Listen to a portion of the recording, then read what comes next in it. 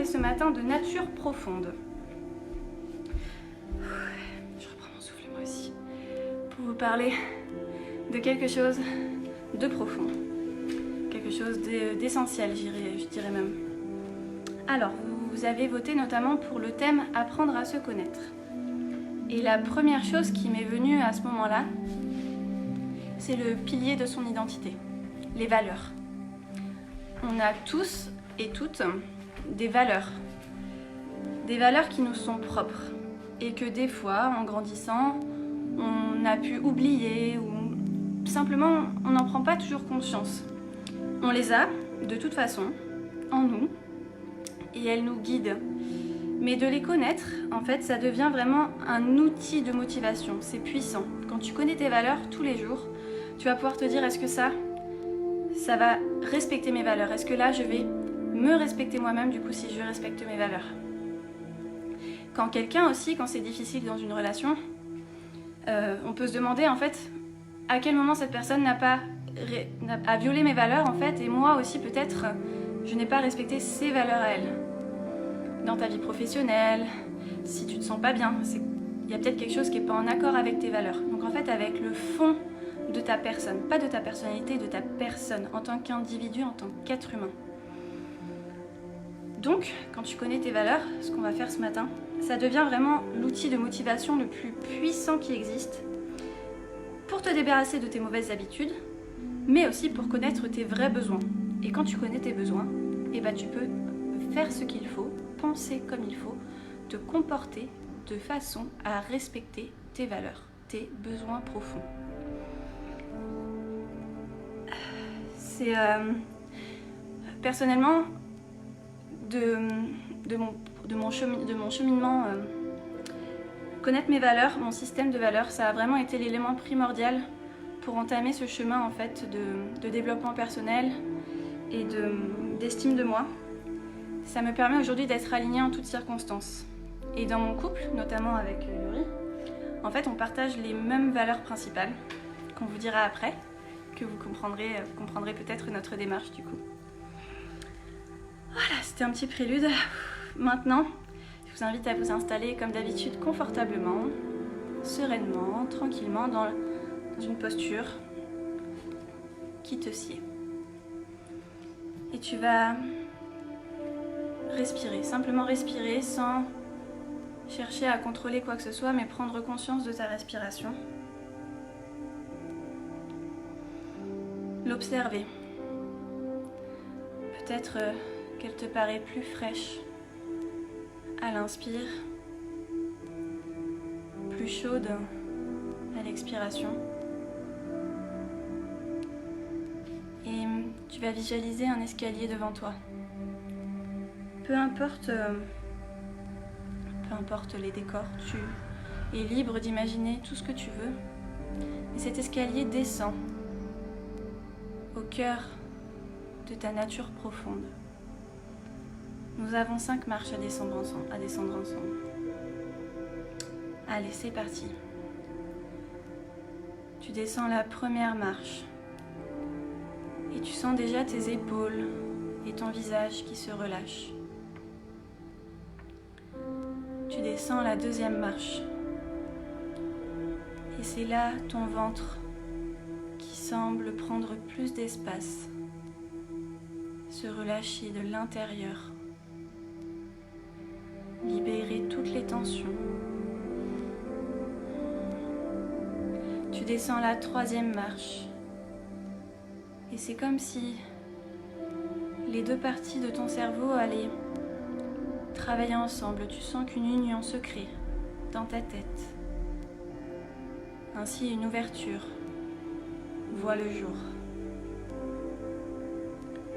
Tu descends la quatrième marche et c'est tout ton corps qui semble plonger dans une relaxation agréable. Et enfin, la cinquième marche.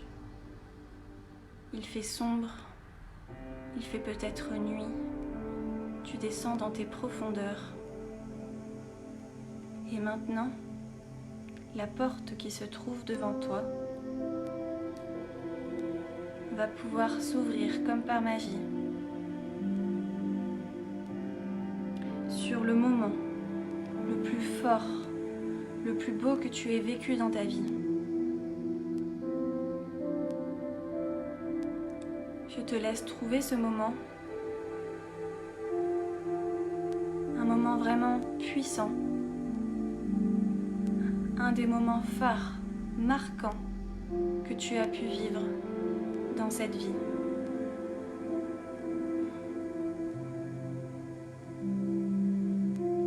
Tu peux regarder les personnes peut-être qui se trouvent autour de toi.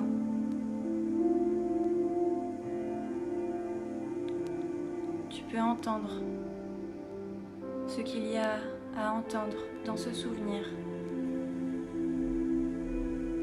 Des sons, des voix, des rires, peut-être même des paroles en particulier qui ont fait de ce moment un souvenir marquant à tout jamais.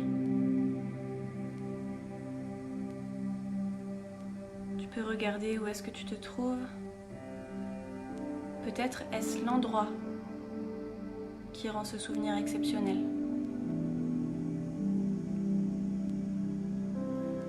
Il y a peut-être un goût dans ta bouche ou des odeurs. Je t'invite vraiment à te reconnecter à ce moment comme si c'était maintenant.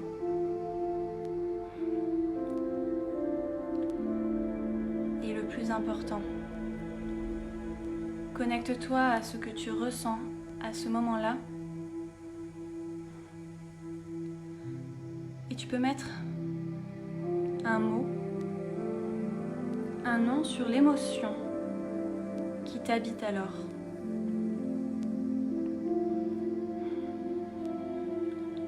La joie, l'amour, l'exaltation, la passion, la gratitude, une émotion positive puissante. Tu peux mettre un mot dessus. Et vraiment pour te plonger encore plus profondément dans ce que tu as vécu, je t'invite à te connecter à tes sensations. Frissons, plénitude, chaud, froid, lumière, légèreté. Je te laisse un instant te connecter vraiment à ce moment. Parce que j'ai une question très importante. Qu'est-ce qui est important pour toi dans ce moment-là? Qu'est-ce qui est crucial, essentiel?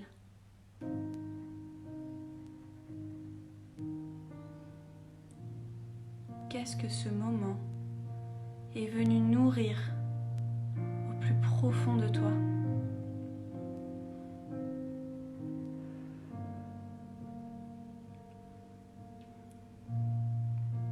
Qu'est-ce qui l'est venu satisfaire de primordial pour ton cœur, pour ton âme?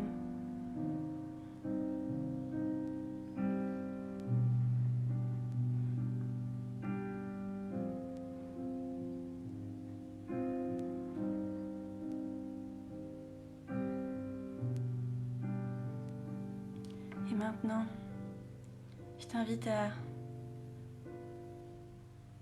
englober ce souvenir dans une bulle lumineuse. Une petite bulle rayonnante que tu vas placer dans un tiroir de ta mémoire, le tiroir le plus précieux, celui du souvenir heureux qui ne diminuera jamais.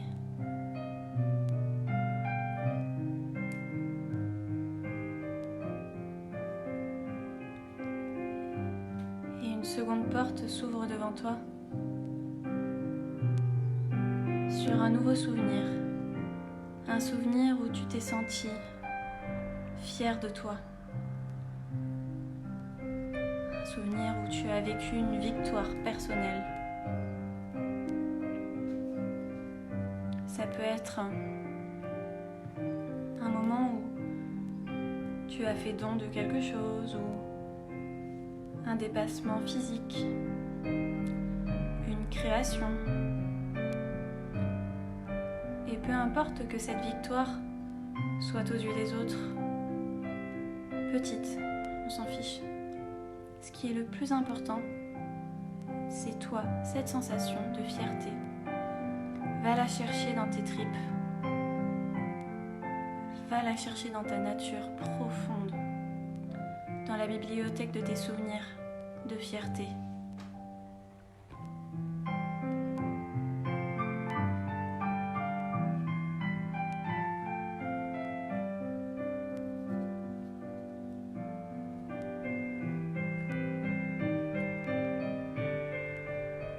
Tu peux vraiment regarder qui est là, où tu es, à nouveau ce que tu entends, ce que tu vois, pour le plus possible aller chercher à replonger dans ce souvenir essentiel.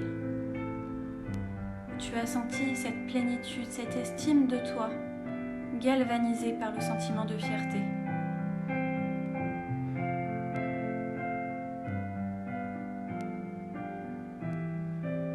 Et à nouveau, mettre un mot sur l'émotion qui était venue envahir ton corps.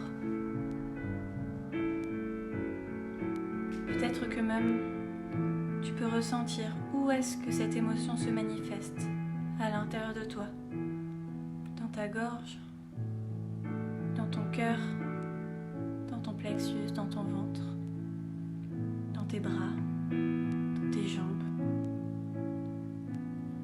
Et à nouveau décrire, comme pour toi-même, quelles sont les sensations de cette émotion. Et te demander à nouveau qu'est-ce qui était important pour toi dans ce moment-là.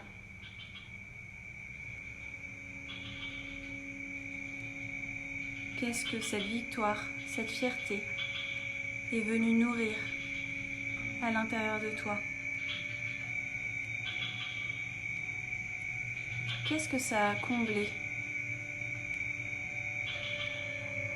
Qu'est-ce que c'est venu libérer?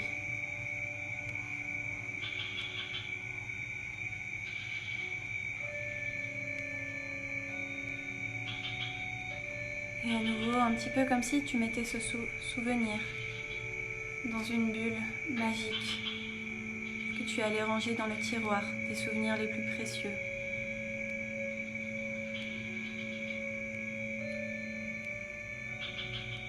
Et ouvrir une nouvelle porte.